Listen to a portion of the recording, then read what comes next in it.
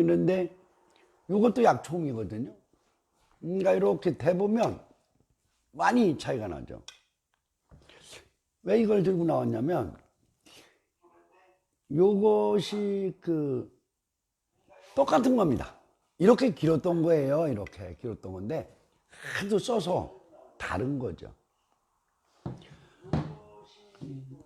이게 요거 하나를 보면서 느낀 게 그거예요. 이게 한 할아버지에게 전부 이제 기증을 받았는데 사실 요것만 주신다고 그랬는데 제가 좀 달라고 그랬어요. 이거는 세월이죠.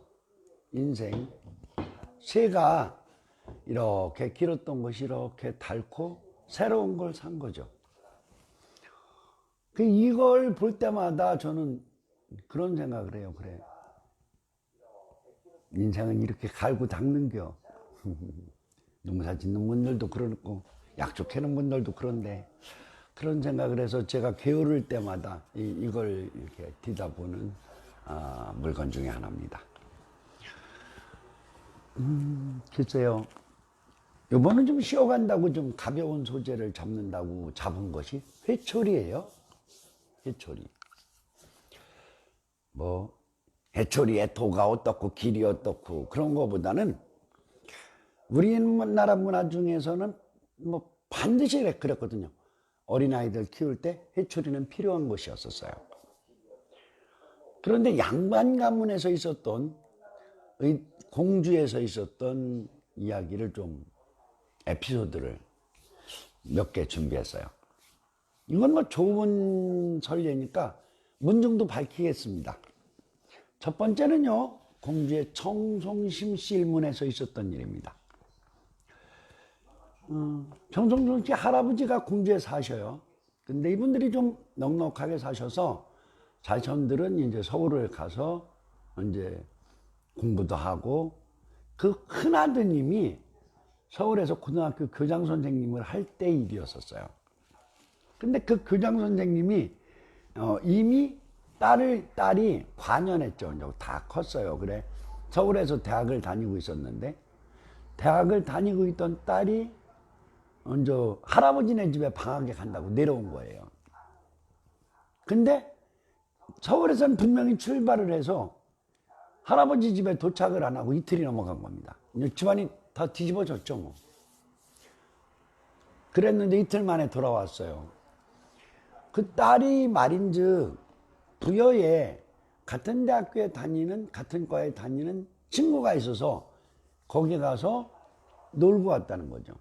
그러니까 아버지가 할아버지한테 연락을 했을 거라는 생각은 못하고 1970년대 얘기니까 뭐 놀다 온 건데 할아버지가요 가만히 아무 소리 안 하고 손녀딸을 그냥 일상처럼 받아들였어요. 그리고 일은 그 다음날 터졌죠. 교장 선생님이 불려 내려온 거예요. 내려와서 손녀딸과 아들을 할아버지가 앞에 앉혀놓고 이제 손녀딸이 잘못한 것은 분명히 여자가 몸가짐을 정숙해야 하는데 잠자리를 이틀씩이나 어른들의 승낙을 받지 않고 자고 온 건 너 잘못한 거 아니냐 해서 잘못을 인정하게 해놓고 그 다음에 회초리를 듭니다. 그런데 이렇게 말하셨대요. 내가 남의 딸의 회초리를 때릴 수 없어. 남의 딸. 아들의 딸이니까 내 딸은 아니죠. 소녀는 때릴 수가 없는데 내가 내 아들을 가정교육을 잘못 가르친 것도 내 잘못도 있거니와 그 잘못 가르친 아들의 잘못은 내가 그냥 넘어갈 수가 없어. 그래가지고 할아버지가 아버지를 때립니다. 근데 그 다음 말이 또 있어요. 뭐라고 하냐면 그런데 아버지가 회초리 맞는 모습을 딸에게는 보여줄 수 없으니까 손녀를 내보내라. 그리고 회초리가 맞으면서 때리면서 나는 소리가 듣지 못하는 곳으로 보내놓고 아들의 회초리를 때려요. 이게 그냥 자기네들 일로만 끝쳤을 건데 그 교장 선생님인 아들이 그날 서울로 올라가야 된다고 그래서 그 집안에 있는 일부의 사람들이 이걸 알게 된 거예요. 그래서 동네 사람들이 그 얘기를 막 그렇게 재밌게 했어요. 이게 정성심씨 가문에 있었던 회초리의 법도입니다. 두 번째요. 이건 시사하는 게 좀 커요. 이건 공주의 능성구 씨 집안에서 있었던 일인데요. 할아버지가 손자를 키웁니다. 지금 이제 그런 집들 많죠. 이제 좀 불행한 일로 그런 일들이 많은데 옛날에도 이제 없진 않았죠. 이제 살림은 좋았어요. 부자로 사셨는데 아들이 죽었어. 그래 그 며느리와 아들들이 한 집에서 사는 거예요. 장손이라서. 그런데 그 장손이요 친구들하고 어울려서 남의 밭에 가서 참외서리를 해 먹었어요. 뭐 흔히 있을 수 있는 일입니다, 이것도. 그런데 할아버지는 뭘 걱정했어요? 아버지 없는 아이가 이거 남의 물건을 소중하게 여기는 것은 이때 잡아줘야겠구나 그런 생각을 하신 거지. 그래갖고 어머니와 이제 아들이 없으니까 어머니와 며느리를 손자를 불러다 놓고 그것을 엄하게 꾸질러서 손자가 잘못했다고 하는 말을 들었어요. 이제 잘못을 인정받는 거예요. 그런데 그 할아버지가 능성구 씨 할아버지가 참 재미난 말씀을 하셨대요. 남편도 잃고 그 말은 안 한 거죠. 혼자 사는 너한테 자식이 할아버지한테 맞는 아픔을 너한테는 보여줄 수가 없다. 그런데 그냥 넘어갈 수는 없는 일이다. 회초리를 누군가는 맞아야 된 잘못된 일을 했다. 여기서 회초리를 맞아도 되는 사람은 나밖에 없는 것 같다. 할아버지입니다. 그리고 할아버지가 회초리를 갖다 놓고 토막 위에 올라서 저 종아리를 거두신 거예요. 그러니까 며느리 입장에서는 그렇잖아요. 불효잖아요. 시아버지 회초리를 어떻게 때립니까? 그게 이제 울며 용서를 해주시고 이건 이제 회초리를 제가 들 수는 없습니다. 이건 불효 아닙니까? 하니까 불효보다 더 중요한 것은 자식의 훈육이다. 회초리를 들어라. 그래서 때린다고 했는데 며느리가 참 지혜롭게 합니다. 토막을 때립니다. 토막을. 시아버지 회초리를 때릴 수 없으니까.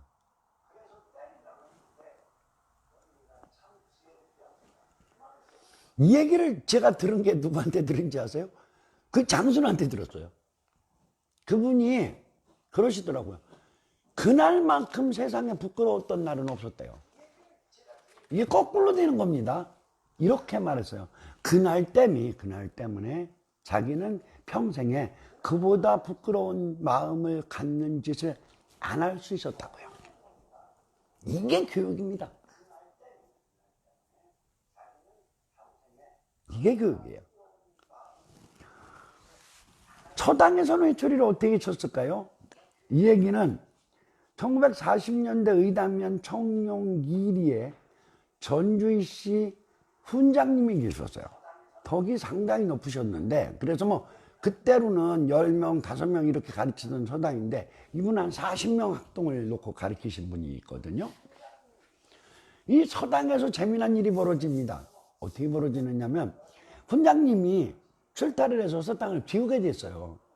이게 그 중에 가장 나이가 많고 공부도 잘하고 지금은 반장격이겠죠. 그 아이에게 이제 이렇게 말씀하고 가신 거예요. 내가 없더라도 애들 게으르지 않고 공부할 수 있도록 네가 잘 돌봐. 돌봐합니다. 돌봐. 하고 출타를 하셨어요. 그런데 애들끼리만 있으면 그게 조용히 넘어갑니까? 학동 둘이 싸웠으면 괜찮은데 좀 큰 아이가 작은 아이를 일방적으로 때리는 사건이 벌어진 거예요. 그러니까 반장처럼 이렇게 잘 돌보라고 지시를 받은 사람이 자기는 잘한다고 회초리를 갖다가 훈장 선생님을 흉내를 내서 그 어린 때린 학동을, 회초리를 때린 거예요. 그리고 조용히 있었으면 드러났을 건데 그거를 또 자기가 잘했다고 훈장님 오셨을 때 이야기를 했어요. 근데 그 훈장님은 두 아이를 불러다 놉니다. 그러고 이렇게 말씀하셨대요. 내가 부덕해서 내 제자가 남의 제자를 때리게 했으니까 이건 내 잘못이다. 이 말이 되는 건가요? 내가 부족해서 내 제자가 자기 제자인데 다른 제자를, 그러니까 선생은 아니잖아요. 그러니까 내 제자가 남의 제자를 때리게 했으니까 이건 내 잘못이다. 근데 이게 두 가지죠. 뭐예요? 먼저 제들끼리 싸우다시피 해서 일방적으로 따랐다는 애한테도 그 말은 되는 거죠. 그러니까 그 아이한테도 하는 소리가 너도 내 제자인데 네가 남의 제자를 때렸으니까 그 잘못도 내 것이다.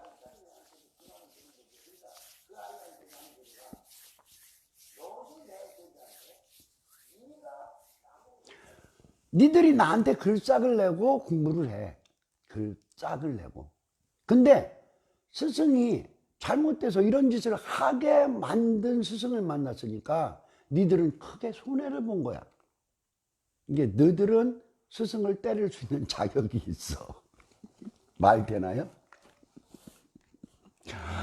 그러고 스승이 토막위에 올라서신 거예요. 제자 앞에서 종아리는 안 걷습니다. 그리고 회초리를 놓고 때리라고 했더니까 둘이 1시간을 울며 빌었대요. 1시간을.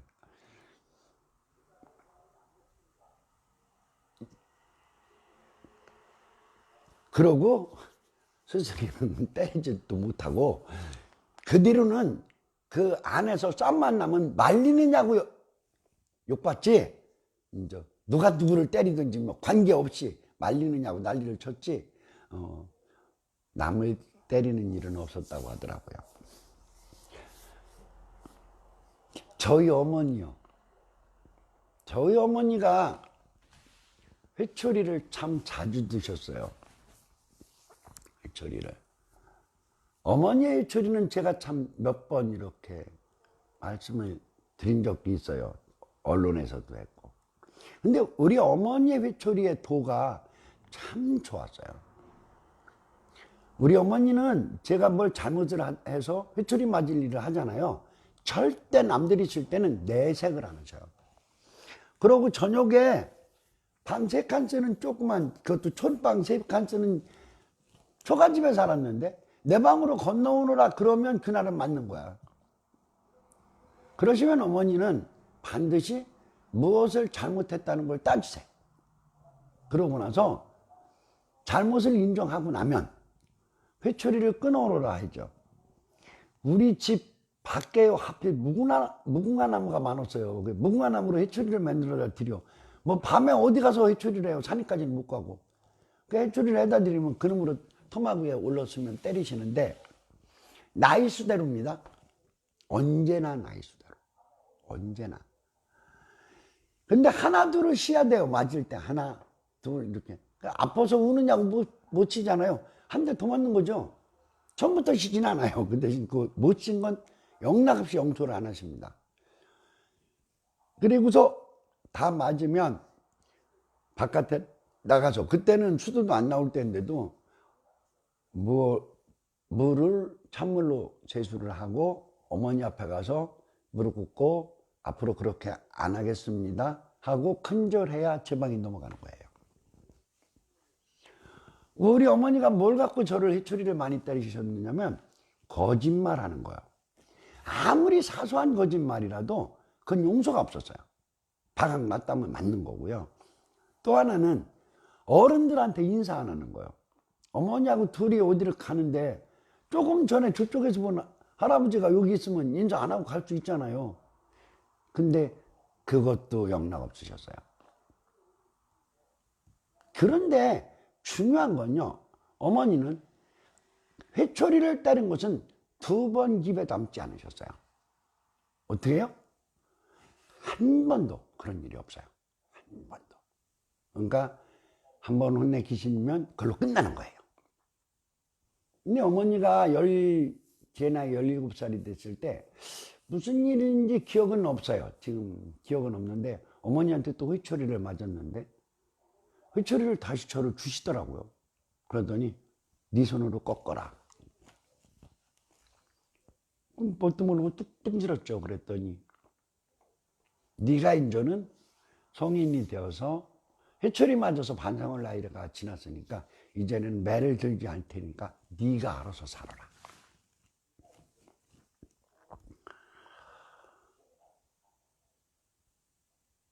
근데 그게 그렇게 서럽대요. 내가 어른 됐다고 좋은 게 아니라 어머니가 나한테 뭘 사랑을 덜 하겠다는 말처럼 들려가지고 서러웠었어요. 우리나라에서 이 회초리 문화에 대한 쪽에 여러 가지 법도들이 있어요, 사실은. 특히 이제 아까 이제 양반 가문이라는 태를 제가 일부러 달았는데 그 가풍이죠. 가풍을 만들어 나가는 데 있어서 집안들 명문들은요, 가서 조사를 해보면 이야기를 들어서 모아보면 분명하게 이유가 있어요. 그 중에서 하나만 소개할게요. 공주의 어떤 명문가는요, 가난해서 못 사는 건요, 형제간이 됐든 사촌이 됐든 이를 악물고 안 도와줘요. 도와줄 때는 언제냐면 건강한 사람이 없는 집안은 도와주지만 건강한 사람이 있는데 가난한 건 절대 안 도와줍니다. 어떻게든지 네가 살 수 있는 거고 굶어 죽거나 말거나 그건 네 책임이고 이런 형태로 하셔요. 근데 그렇게 사는 분들이요, 사촌이든 육촌이든 따지지 않고 머리 좋은 아이가 있어서 공부를 해야 되는데 그 집이 가난하잖아요. 그러면 그건 학비는 전체로 집안이 문중이 높습니다. 근데 하나 더 깊은 뜻을 담아서 하더라고요. 그 공부를 하는 아이가 받아가는 짤이나 돈에 대한 부분을 절대적으로 누가 도와줬다는 걸 모르게 합니다. 왜 그러냐고 했더니요, 무서운 얘기 하시더라고. 이 아이가 싹수가 좋은데 커서 벼슬이라도 높이 되면 누구에게 얻어서 공부했다는 걸 아는 순간에 매인다 그 얘기죠. 사가 들어갈 수 있다. 그것을 방지하기 위해서 문중이 돕는 거지, 가르치는 거지 개인이 돕는 걸로는 하지 않는다. 그렇게 하시더라고요. 이런 가풍들은 참 빛나는 거죠. 회초리 얘기로 갈까요? 회초리에 대한 기본적인 법도만 좀 얘기하면 이래요. 첫째, 잘못된 현장에서 회초리를 들지 않는다. 현장에서는 두 가지 위험이 있겠죠. 뭐냐면 남이 볼 수 있고요. 또 하나가 뭐예요? 내가 화가 난 상태에서 회초리를 들겠죠. 현장에서는 들지 않고요. 그러다 보니까 두 번째로 꼭 지키는 게 뭐예요? 타인이 보는 자리에선 때리지 않아요. 회초리를 법도 있게 관리하는 집안에서는 절대 안 합니다. 그 타인이라는 것은 형제도 안 하는 거고요. 물론 가족도 안 하는 거예요. 회초리 때릴 때는 딱 둘이 앉아서 때리는 것을 원칙으로 하죠. 그리고 아까 말씀드린 대로 화가 난 마음으로 회초리를 들지 않는다는 것. 이것이 회초리에서는 기본일 거예요. 집안에서 회초리는 법도가 좀 서로들 이렇게 얽히지만 그냥 중요하고 좋은 것 순으로 이야기를 하면 이렇습니다. 첫째는요, 간단한 게 있습니다. 어른들 앞에서는 회초리를 들지 않습니다. 내 아들을 때리더라도 할아버지 앞에서는 안 때리는 거예요. 왜요? 할아버지한테는 귀여운 손자잖아. 손자가 맞는 것을 보는 할아버지 마음이 아프죠. 그게 불효라고 생각했어요. 그래서 어른 앞에서는 회초리를 들지 않아요. 이건 어머니도 마찬가지입니다. 할아버지 앞에서만 못하고 할머니 앞에서는 아들을 때려도 되는 건 아니고요. 그 다음에 손자에게 회초리를 들지 않는다. 앞에 얘기했죠. 내 자식이 아니라고. 근데 내 아들이 아니라 못 때리는 거죠. 아들이 있으니까 진짜 훈육의 책임은 아들에게 있는 거죠. 아버지에게 있는 거죠. 그걸 인정해 주는 거예요. 근데 이건 예외 규정이 있을 수밖에 없죠. 아들이 없이 할아버지가 손자를 직접 키울 때 훈육으로 회초리는 드실 수는 있는 거겠죠. 또 하나 잊지 말으셔야 될 게 있어요. 옛날 선비들이 집안에서는요, 아버지가 딸에게는 회초리를 들지 않습니다. 어머니가 아들에게도 남편이 있을 때는 절대 들지 않습니다. 어떻게 해요? 일러야죠. 남편에게 일러서 남편이 훈육하게 해야지. 그래서 어머니는 자유롭고 아버지는 엄하게 하는데, 이것도 예외는 있죠. 어머니가 혼자 저희 어머니처럼 자식을 키울 때는 어머니가 아들을 때릴 수는 있겠죠. 아버지가 생존해 있을 때 형이 아우에게 회초리를 들을 수 없습니다. 형제간은 싸울 수는 있어요. 싸울 수는 있으나 훈육의 회초리는 아버지가 계신 집안에서는 들지 않는 겁니다.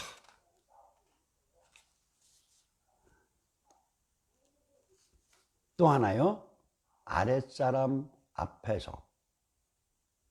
이게 형제간의 이 때문에 그게 나오거든요. 아버지가 안 계신 집안에서는 장남이 아버지 역할을 하죠.